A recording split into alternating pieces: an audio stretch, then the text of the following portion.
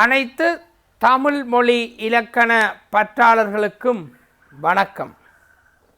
இன்றைய பதிவிலே பூப்பெயர் முன் வல்லினம் புணர்தல் பற்றி பார்க்க இருக்கின்றோம்.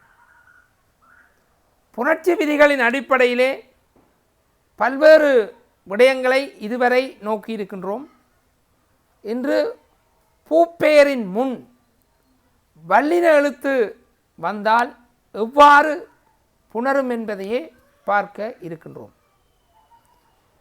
நிலைமொழியிலே பூ என்ற சொல் வந்து வருமொழியிலே வல்லின எழுத்து வந்தால் வல்லினத்திற்கு இனமாகிய மெல்லினம் இடையிலே தோன்றும். வல்லின எழுத்துக்கள் க, ச, ட, த, ப, ர.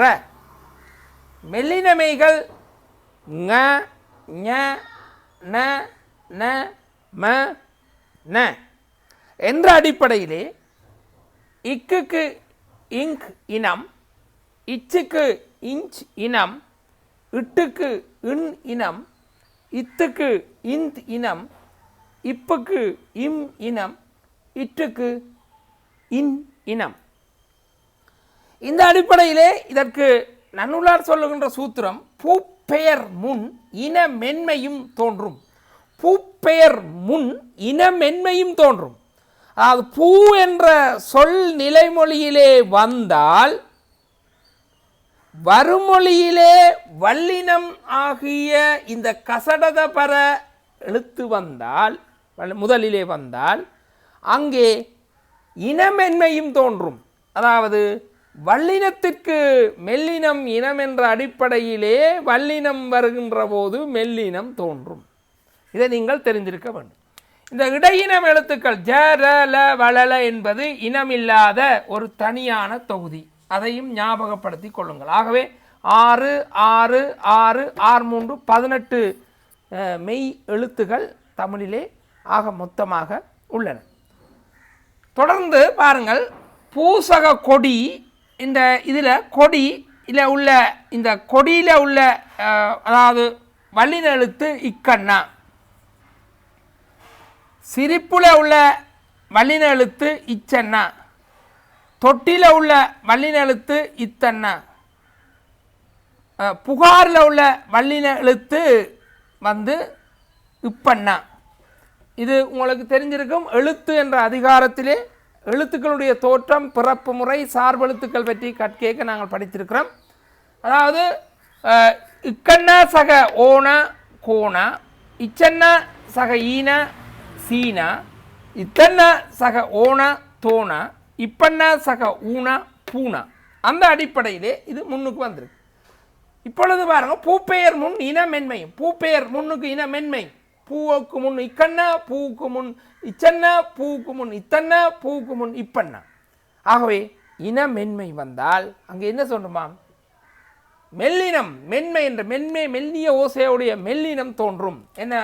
ஆகவே இக்கண்ணா இங்கே வந்திருக்கு. பூசக கொடி என்பதை புணர்த்தி எழுதினால் பூ இங் கோ டி, பூங்கொடி.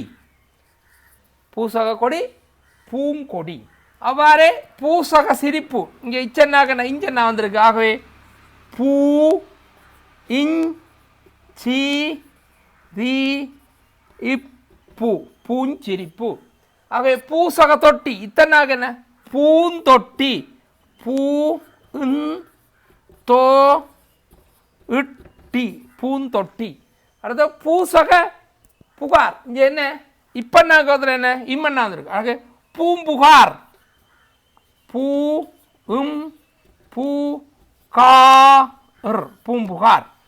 ஆகவே இந்த நன்னூலார் சொல்லுகின்ற விதியின்படி பூ என்னும் நிலைமொழியில் வரும் பட்சத்திலே வருமொழியிலே அதாவது வல்லினம் வந்தால் அந்த வல்லினத்திற்கு இனமாகிய மெல்லினம் வரும். ஆகவே பூசக கொடி பூங்கொடி, பூசக சிரிப்பு பூஞ்சிரிப்பு, பூசக தொட்டி பூந்தொட்டி, பூசக புகார் பூம்புகார். ஆனால் இன்றைய காலப்பகுதியிலே பத்திரிகைகளிலும் நாளேடுகளிலும் சஞ்சிகைகளிலும் புத்தகங்களிலும் பிழையாக எழுதுகிறார்கள்.